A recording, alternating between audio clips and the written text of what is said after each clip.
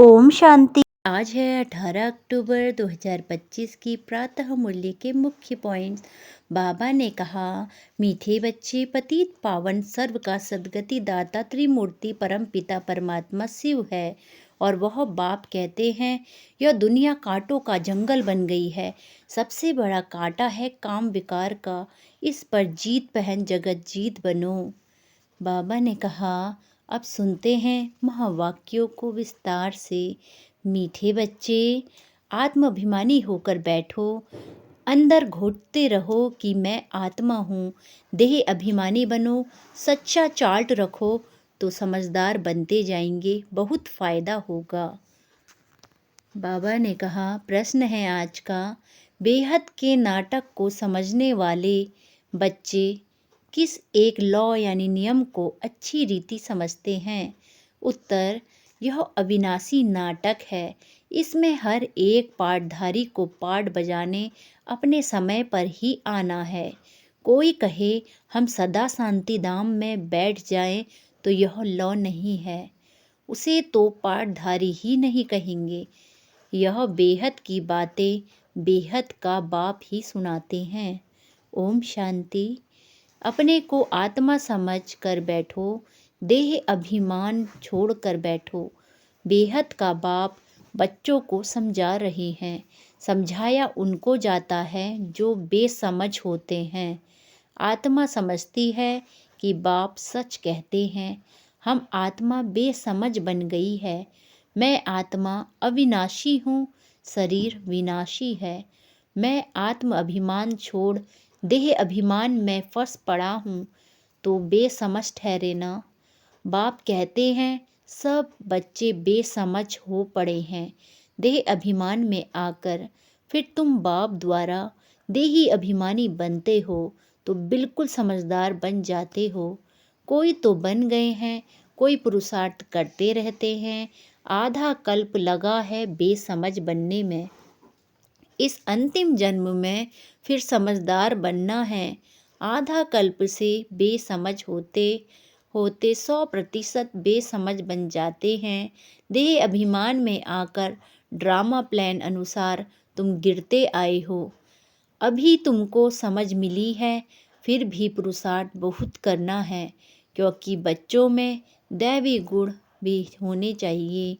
बच्चे जानते हैं हम सर्व गुण संपन्न 16 कला संपूर्ण थे, फिर इस समय निर्गुण बन पड़े हैं। कोई भी गुण नहीं रहा है।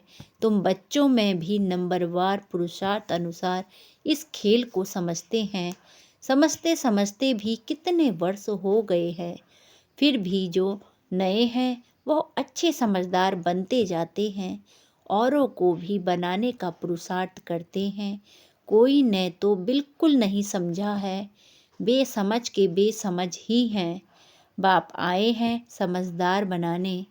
बच्चे समझते हैं माया के कारण हम बेसमझ बन गए हैं। हम पूज्य थे तो समझदार थे, फिर हम ही पुजारी बन बेसमझ बने हैं।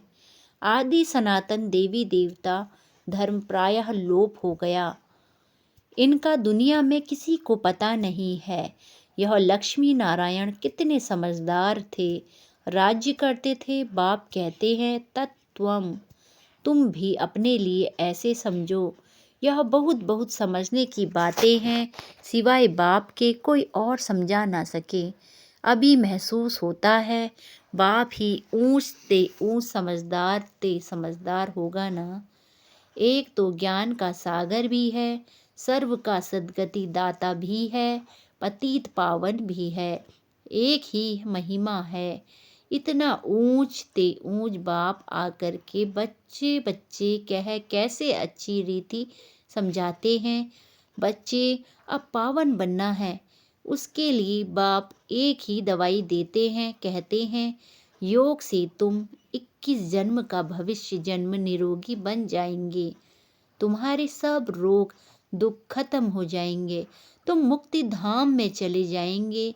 अविनाशी सर्जन के पास एक ही दवाई है, एक ही इंजेक्शन आत्मा को आए लगाते हैं। ऐसे ही कोई नहीं, मनुष्य बैरिस्ट्री भी करेंगे, इंजीनियर भी करेंगे नहीं। हर एक आदमी अपने धंधे में ही लग जाते हैं। बाप को कहते हैं आकर पतित से पावन बनाओ, क्योंकि पतित पने में दुख है।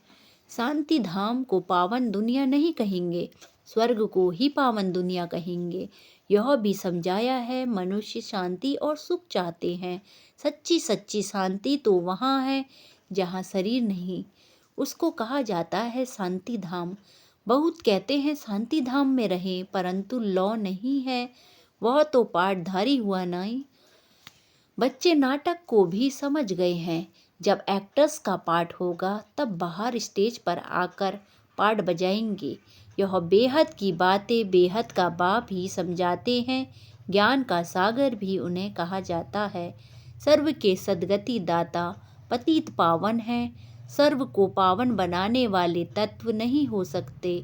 पानी आदि सब तत्व हैं, वह कैसे सद्गति करेंगे? आत्मा ही पाठ बजाती है। हठ योग का भी पाठ आत्मा बजाती है। यह बातें भी जो समझदार है वही समझ सकते हैं। बाप ने कितना समझाया है। कोई ऐसी युक्ति रचो जो मनुष्य समझे। कैसी पूज्य सो फिर पुजारी बनते हैं। पूज्य है नई दुनिया में, पुजारी है पुरानी दुनिया में। पावन को पूज्य, पतित को पुजारी कहा जाता है। यहाँ तो सब पतित हैं, क्योंकि विकार से पैदा होते हैं।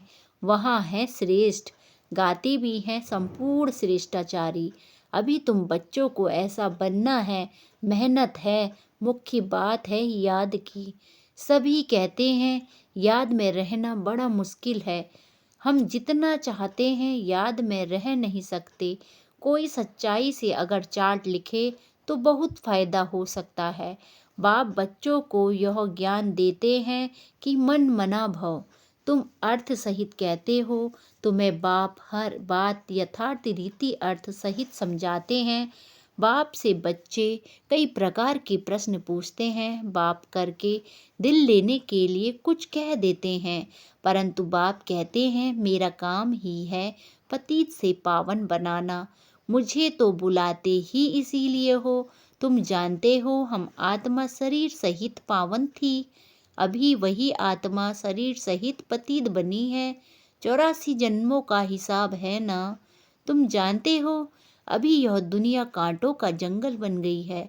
यह लक्ष्मी नारायण तो फूल है ना। उन्हों के आगे काटे जाकर कहते हैं आप सर्व गुण संपन्न, हम पापी कपटी हैं। सबसे बड़ा कांटा है काम विकार का। बाप कहते हैं इस पर जीत पहन जगत जीत बनो। मनुष्य कहते हैं भगवान को कोई न कोई रूप में आना है, भागीरथ पर विराजमान होकर आना है। भगवान को आना ही है पुरानी दुनिया को नया बनाने। नई दुनिया को सतो प्रधान, पुरानी को तमो प्रधान कहा जाता है। जबकि अभी पुरानी दुनिया है तो जरूर बाप को आना ही पड़े। बाप को ही रचयिता कहा जाता है। तुम बच्चों को कितना सहज समझाते हैं, कितनी खुशी होनी चाहिए। बाकी किसका कर्म भोग का हिसाब किताब है, कुछ भी है वह तो भोगना है। इसमें बाबा आशीर्वाद नहीं करते हैं, हमको बुलाते ही हो बाबा आकर हमको वर्षा दो। बाबा से क्या वर्षा पाना चाहते हो? मुक्ति, जीवन मुक्ति का।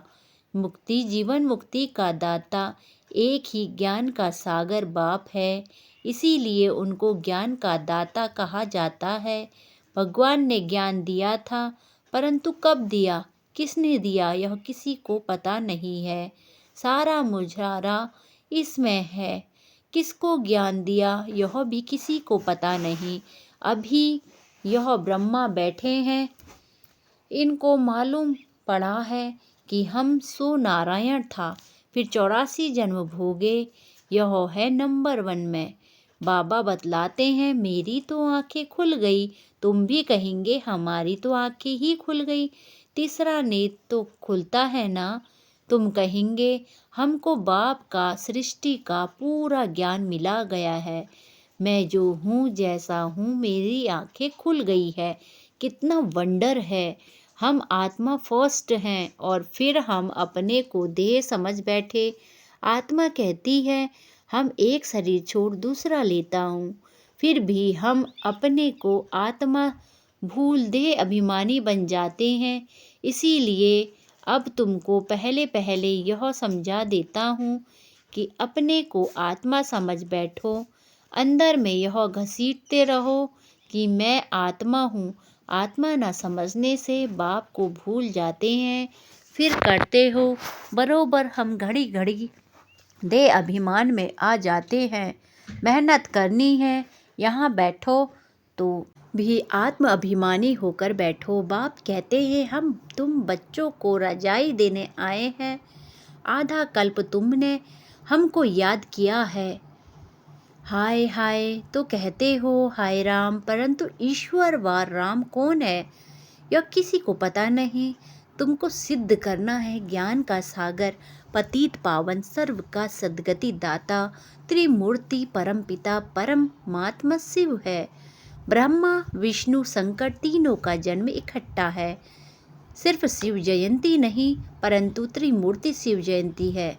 जरूर जब शिव की जयंती होगी तो ब्रह्मा की भी जयंती होगी। शिव की जयंती मनाते हैं, परंतु ब्रह्मा ने क्या किया? लौकिक पारलौकिक, और यह है अलौकिक बाप। यह है प्रजापति ब्रह्मा, प्रजापिता ब्रह्मा। बाप कहते हैं नई दुनिया के लिए यह नया ज्ञान अभी तुमको मिलता है, फिर प्रायः लोप हो जाता है। जिसको बाप रचता और रचना का ज्ञान नहीं तो अज्ञानी ठहरे ना। अज्ञान नींद में सोए पड़े हैं, ज्ञान से है दिन, इसीलिए उनकी हॉलीडे भी उड़ा दी। अभी तुम जानते हो बाप आते ही हैं सबकी जोत जगाने। तुम यह बत्तियां आदि जगाएंगे तो समझेंगे इनका कोई बड़ा दिन है। अब तुम जगाते हो अर्थ सहित, वो लोग थोड़े ही समझेंगे। तुम्हारे भाषण से पूरा समझ नहीं सकते। अभी सारे विश्व पर रावण का राज्य है। यहाँ तो मनुष्य कितने दुखी हैं। रिद्धि सिद्धि वाले भी बहुत तंग करते हैं। अखबारों में भी पढ़ता है इनमें इविल सोल है, बहुत दुख देते हैं। बाबा कहते हैं, बाप तो सीधा बताते हैं तुम बच्चे मुझे याद करो तो पावन बन जाएंगे, तुम्हारे सारे दुख दूर हो जाएंगे। अच्छा, मीठे मीठे सिकिलते बच्चों प्रति माता पिता बाप दादा का याद प्यार और गुड मॉर्निंग। रूहानी बाप की रूहानी बच्चों को नमस्ते। नमस्ते बाबा नमस्ते। सदा रहो हंसते, सदा रहो हंसाते। वाह बाबा वाह, वाह ड्रामा वाह, वाह मेरा श्रेष्ठ भाग्य, धन्य धन्य हो गए हम प्रभु को पा गए। धारणा के लिए मुख्य सार। पहला, यथार्थ रीति बाप को याद करने व आत्म अभिमानी बनने की मेहनत करनी है। सच्चाई से अपना चार्ट रखना है, इसमें ही बहुत बहुत फायदा है। दूसरा, सबसे बड़ा दुख देने वाला कांटा काम विकार है। इस पर योग बल से विजय प्राप्त कर पतित से पावन बनना है। बाकी किन्हीं भी बातों से तुम्हारा कनेक्शन नहीं है। वरदान, प्रैक्टिकल जीवन द्वारा परमात्म ज्ञान का प्रूफ देने वाले धर्म युद्ध में विजय भव। वरदान, प्रैक्टिकल जीवन द्वारा परमात्म ज्ञान का प्रूफ देने वाले धर्म युद्ध में विजय भव। विस्तार, अभी धर्म युद्ध की स्टेज पर आना है। उस धर्म युद्ध में विजय बनने का साधन है आपकी प्रैक्टिकल जीवन, क्योंकि परमात्म ज्ञान का प्रूफ ही प्रैक्टिकल जीवन है। आपकी मूर्त से ज्ञान और गुण प्रैक्टिकल में दिखाई दे, क्योंकि आजकल डिस्कस करने से अपनी मूर्त को सिद्ध नहीं कर सकते, लेकिन अपनी प्रैक्टिकल धारणा मूर्त से 1 सेकंड में किसी को भी शांत करा सकते हो। स्लोगन, आत्मा को उज्जवल बनाने के लिए परमात्म स्मृति से मन की उलझनों को समाप्त करो। आत्मा को उज्जवल बनाने के लिए परमात्म स्मृति से मन की उलझनों को समाप्त करो। मातेश्वरी जी के अनमोल महावाक्य, योग से ही मुक्त होने की शक्ति मिलती है। विस्तार, पहले पहले तो अपने को एक मुख्य पॉइंट ख्याल में अवश्य रखनी है। जब इस मनुष्य सृष्टि झाड़ का बीज रूप परमात्मा है, तो उस परमात्मा द्वारा जो नॉलेज प्राप्त हो रही है वह सभी मनुष्यों द्वारा जरूरी है। सभी धर्म वालों को यह नॉलेज लेने का अधिकार है। भल हर एक धर्म की नॉलेज अपनी अपनी है, हर एक का शास्त्र अपना अपना है, हर एक की मत अपनी अपनी है, हर एक का संस्कार अपना अपना है, लेकिन यह नॉलेज सबके लिए है। भल वो इस ज्ञान को ना भी उठा सके, हमारे घराने में भी ना आवे, परंतु सबका पिता होने के कारण उनसे योग लगाने से फिर भी पवित्र अवश्य बनेंगे। इस पवित्रता के कारण अपने ही सेक्शन में पद अवश्य पाएंगे, क्योंकि योग को तो सभी मनुष्य मानते हैं। बहुत मनुष्य ऐसा कहते हैं, हमें भी मुक्ति चाहिए, मगर सजाओं से छूट मुक्त होने की शक्ति भी इस योग द्वारा मिल सकती है। अजपा जाप अर्थात निरंतर ईश्वरी याद। विस्तार यह जो कहावत है, श्वासोश्वास अजपा अजपा जाप जपते रहो, उसका यथार्थ अर्थ है, जब हम कहते हैं अजपा जाप तो उसका यथार्थ है जाप के बिगड़ श्वासोश्वास अपना बुद्धि योग अपने परम पिता परमात्मा के साथ निरंतर लगाना, और यह ईश्वरी याद सांसों-सांस कायम रहती है। उस निरंतर ईश्वरी याद को अजपा जाप कहते हैं। बाकी कोई मुख से जाप जपना अर्थात राम राम कहना, अंदर में कोई मंत्र उच्चारण करना, यह तो निरंतर चल नहीं सकता। वह लोग समझते हैं हम मुख से मंत्र उच्चारण नहीं करते, लेकिन दिल में उच्चारण करना यह है अजपा जाप। परंतु यह तो सहज एक विचार की बात है, जहाँ अपना शब्द ही अजपा जाप है, जिसको जपने की भी जरूरत नहीं है। आंतरिक बैठ कोई मूर्ति का ध्यान भी नहीं करना है, ना कुछ सिमरन करना है, क्योंकि वो भी निरंतर खाते पीते रह नहीं सकेंगे। लेकिन हम जो ईश्वरी याद करते हैं वही निरंतर चल सकती है, क्योंकि यह बहुत सहज है। जैसे समझो बच्चा है, अपने बाप को याद करता है तो उसी समय बाप का फोटो सामने नहीं लाना है, लेकिन मनसा वाचा कर्मणा बाप के सारे ऑक्यूपेशन एक्टिविटी गुणों सहित याद आता है। बस वह याद आने से बच्चे की भी वो एक्ट चलती है, तब ही सन सोच फादर कहते हैं।